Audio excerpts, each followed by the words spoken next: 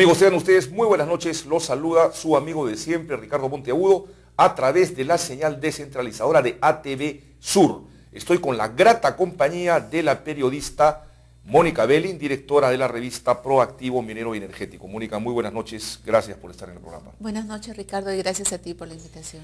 Bueno, no podíamos dejar de conversar hoy día contigo, Mónica, por la situación que atraviesa la minería nacional.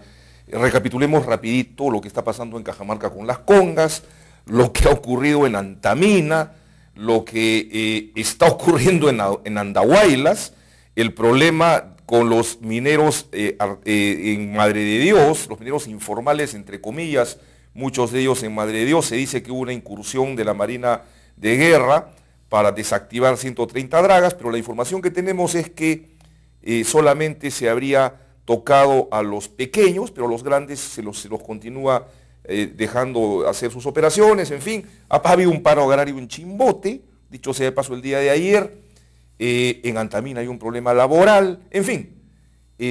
Yo no sé hasta qué punto el presidente Ollanta Humala se esperaba este desenlace de hechos en estos días, ¿no? Porque curiosamente él está en Hawái con su señora esposa. Parece que no sabía. No. El presidente está en el extranjero por el Foro AP, que es de suma importancia para el país. Lo cierto es que la minería, el sector minero está... No quiero pecar de alarmista, pero está como si estuviera abandonado. Nunca en los últimos 15 años se ha producido una paralización en temas mineros en 3 regiones en simultáneo y que son de una alta importancia para el sector. Nunca antes ha ocurrido eso.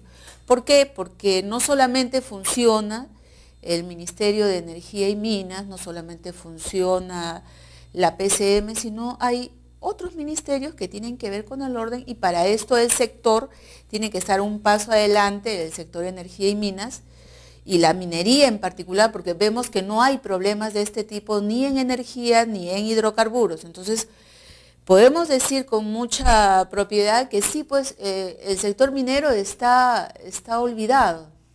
De acuerdo. Lamentablemente, ¿no? Entonces, ¿qué tenemos en Cajamarca? Tenemos una mina que la más importante en Latinoamérica, que fuera del contexto de las elecciones, para el Estado es una de las minas que le produce y que le da altas rentas. Tenemos la otra mina, Antamina, que es otra de las minas que da una rentabilidad al Estado, una caja fiscal interesante, más que interesante, y que no solamente para el Estado, sino que incluso para el gobierno regional le representa fuertes ingresos. Tenemos la región de Apurímac, donde tenemos también en perspectiva varias operaciones mineras, entre ellas la de Strata, pero tenemos un tema focalizado en Andahuaylas y en Chincheros, donde no hay en este momento otras operaciones más que la de Ares, o sea, operaciones que se puedan considerar en nivel, y en perspectiva hay sí interesantes proyectos como el de Áquira, que es uno de los proyectos más interesantes de esta región justo convulsionada. Tenemos también el proyecto de Apurímac Ferrum, que es el más cercano a poder realizarse, de la australiana Strike Resources. Y entonces, ¿por qué 3 regiones en simultáneo se paralizan y los ministros de Estado tienen que acudir como bomberos? O sea, esto a los 100 días, la verdad que le he estallado al presidente Ollanta. Respecto a la ausencia de él, realmente era casi imposible que el presidente no estuviera allá, pues estas son reuniones de mandatarios, donde se van a ver asuntos de largo aliento para el país, las negociaciones, los tratados, cómo se van a aplicar. Entonces, en realidad el presidente tenía que estar allá. El asunto es que estos temas no ocurren de la noche a la mañana. El tema de Andahuaylas es un tema con la Junta de Usuarios y que está de alguna manera ligado también con otro tipo de actividades. He leído el acta que hoy día ha suscrito el ministro, y no sé pues cómo va con la redacción. Yo recuerdo que el ministro Herrera tiene, como es catedrático, Él es muy escrupuloso con el tema de las redacciones. Y tengo entendido que esta redacción la han hecho desde la PCM, de la Oficina de Conflictos Sociales. Pero acabo de leerla y bueno, ahí precisa, bueno, no vamos a permitir que funcione la minería ilegal, ni en la procesamiento, ni la explotación, ninguna operación minera ilegal. ¿Pero qué? ¿Otro tipo de actividades ilegales sí? Ya, es una ¿No? redacción pues, ¿No? se presta a esa interpretación. O sea, ¿qué? O sea, solamente la minería ilegal es la que no, todo lo demás que sea ilegal No. tiene Claro, lo que te demuestra, un amplio camino, ¿no? Lo que te demuestra, pues, la falta, vamos a decirlo con claridad, de capacidad de muchos de los principales asistentes o asesores, por así llamarlos, del ministro, ¿no? Claro, porque pero no es el ministro Herrera, claro que ahí ha intervenido también un asesor del Ministerio de Energía y Minas, pero la redacción tengo entendido que no nace de la propia cartera de Energía y Minas. Sin embargo, también hay que tomar en cuenta este tema, que deberían reunirse y el ministro mismo presentar en el Consejo que el problema de la minería ilegal es más complejo de lo que se está tratando. Hasta ahora no se le está poniendo el cascabel al gato. El problema de la minería ilegal, que también está detrás de este asunto, no tiene que ver con cuántas minas yo voy a aceptar, el tema de agua, el tema de medio ambiente y el tema de agricultura. Es un tema muy complejo que abarca más sectores, abarca economía y finanzas por la evasión de una serie de impuestos, abarca el Ministerio de Interior porque por ahí corren los fulminantes, corren incluso insumos para narcotráfico, corre también el tema de salud, corre también el Ministerio de la Mujer, porque tenemos ahí explotación de mujeres, de niños. Ministerio de Salud, ¿por qué? Porque ahí no se cumple para nada lo que es el cuidado del hombre en sus faenas de trabajo, en lo absoluto. O sea, la contaminación por mercurio, los riesgos a los que se exponen cuando usan el cianuro sin ningún conocimiento. Es decir, la minería ilegal es un tema para que no lo vayan solamente a tratar con la policía o no lo vayan a tratar solamente con el subsector minería. Es un tema realmente multisectorial que debe encabezarlo el propio ministro de Energía y Minas en el gabinete. ¿Por qué? Porque está expandiéndose por ese tema del alto precio de los minerales y por la misma pasividad que tenemos en el país para el tema de una economía informal, ¿no? Entonces la economía informal que se genera en torno a todo este encadenamiento es muy grande. Es muy grande. Me hacen señas, Mónica, por favor, vamos a unos cortes comerciales y regresamos, amigos, estamos con Mónica Belling. Bueno, rapidito, o sea, que tú crees que el presidente estaba informado, sabían que esas cosas podían ocurrir, pero, digamos, consideras que era pertinente que él esté presente en esa cumbre. ¿Cuánto estaría informado? No puedo saberlo yo, pero que él tenía que estar en la cumbre, tenía que estar en la cumbre. De acuerdo. Vamos a unos cortes, Mónica Belling, y regresamos.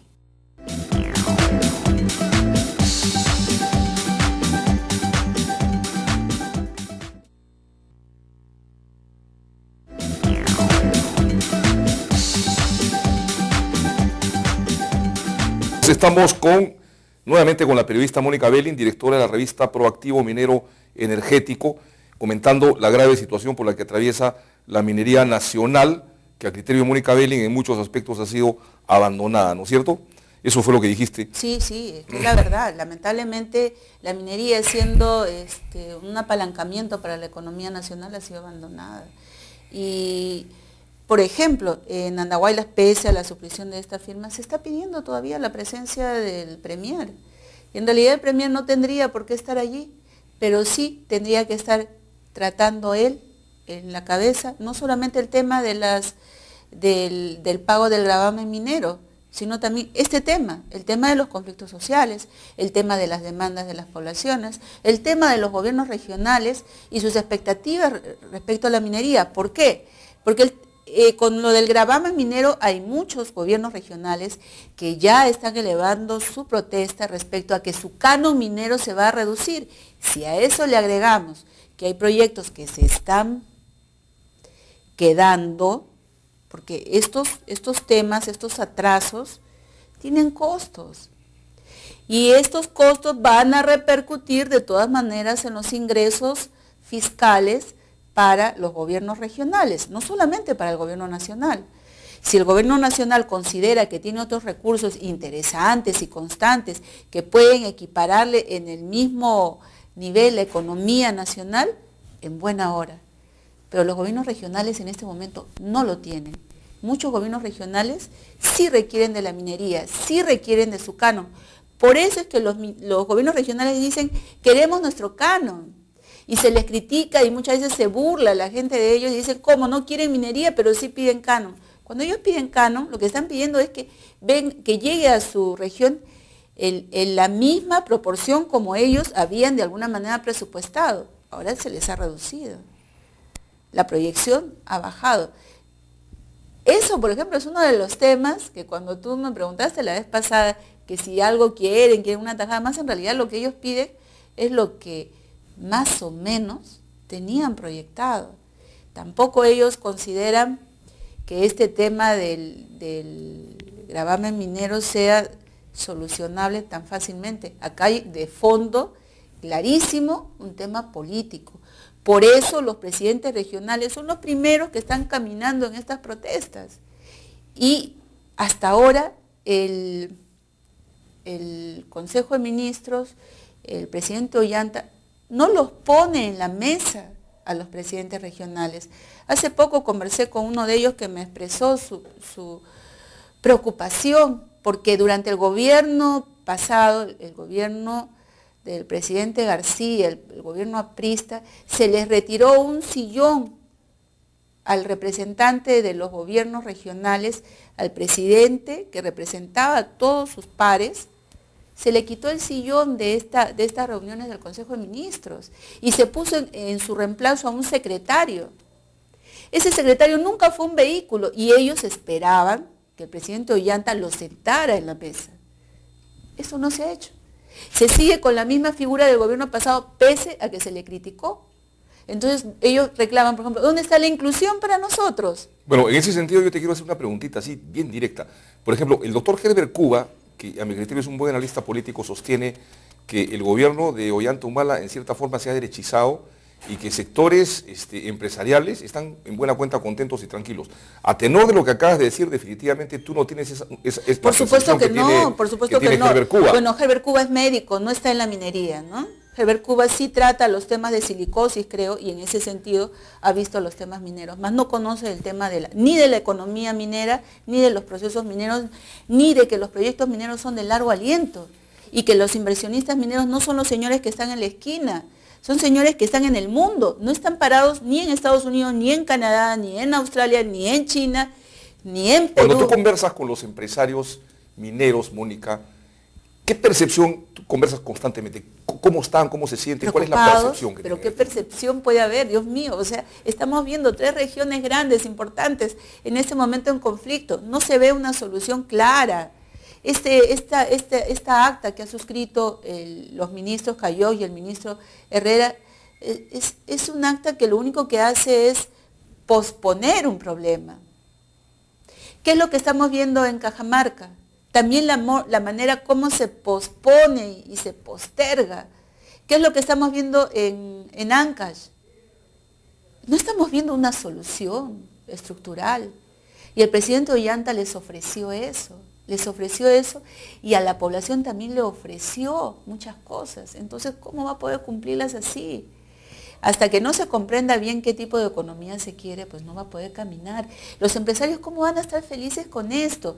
Si yo te cuento el encadenamiento... No he dicho felices, he querido decir tranquilos. Ni tranquilos, ¿cómo van a estar tranquilos? Intranquilos, entonces. ¿Cómo pueden estar tranquilos cuando le paralizan, le bloquean el trabajo de Minasconga? ¿Cómo van a estar tranquilos a, por ejemplo, el proyecto Apurima Ferrum, donde siempre tiene que tener una buena visibilidad para que justamente los inversionistas sigan apostando para que que el proyecto siga adelante. ¿Cómo va a estar feliz la minera Ares del grupo Hochschild, que es un grupo peruano que está tratando de mostrarse en vitrina para ingresar a otros países? ¿Cómo puede estar feliz Antamina, que es una empresa de clase mundial cuya reputación es parte de su valor y que en ese momento le estén apedreando, le estén tirando piedras a los trabajadores, a los funcionarios, las instalaciones? ¿Consideras que el ministro Herrera Descalzi está a la altura de las circunstancias, digamos? Yo no puedo decirte si el ministro está a la altura o no. Lo que sí te puedo decir es que el sector minería no está siendo tratado a la altura de las circunstancias. Bueno. No te puedo hablar del ministro, sino del sector. No está siendo tratado a la altura de las circunstancias, considerando que el sector es parte del gobierno, considerando que el sector es parte de la responsabilidad del presidente Ollanta, del primer ministro Salomón Lerner, considerando que las negociaciones que se dieron económicas se hicieron en ese nivel, considerando que la campaña y las primeras palabras hermosas del presidente Ollanta en la Plaza 2 de Mayo se hicieron en ese nivel. Allí no se presentó ni sus candidatos, ni sus congresistas, hoy muy criticados, ni su primer ministro, ni su primer vicepresidente, ni su segundo vicepresidente, sino fue él con su esposa, que tiene toda la aceptación, quienes fueron a expresar su agradecimiento al pueblo peruano, en todos los niveles, y el tema de la inclusión social, que se entendía que significaba inclusión, ¿no? Es decir, te coloco a ti y te voto al resto. Significa todos juntos, es decir, los empresarios que mueven la economía, porque no la mueve realmente el Estado peruano, no es el Estado empresa, los empresarios que mueven la economía, que lo han puesto al país en la vitrina, el pueblo que tiene todas las expectativas de creer en sus funcionarios y que hasta ahora no está presentándole eso, no está presentando funcionarios de talla, de nivel, que el pueblo pueda decir, caray, o sea, yo tengo todo un equipazo, ¿no? Entonces, con mucha experiencia, con mucha talla, muy probo. Lo que estamos viendo son una serie de complicaciones en ese nivel. Ese es el descontento del pueblo. Por eso el pueblo no cree si los estudios de impacto ambiental son o no son correctos. De acuerdo, Mónica. Preocupante lo que nos comentas. Lamentablemente el tiempo siempre nos resulta cortísimo. Seguiremos comentando temas vinculados a la actividad minera y energética contigo la próxima semana. Muchísimas gracias, Mónica Belli. Gracias a ti, Ricardo. Amigos, vamos a unos cortes comerciales y regresamos.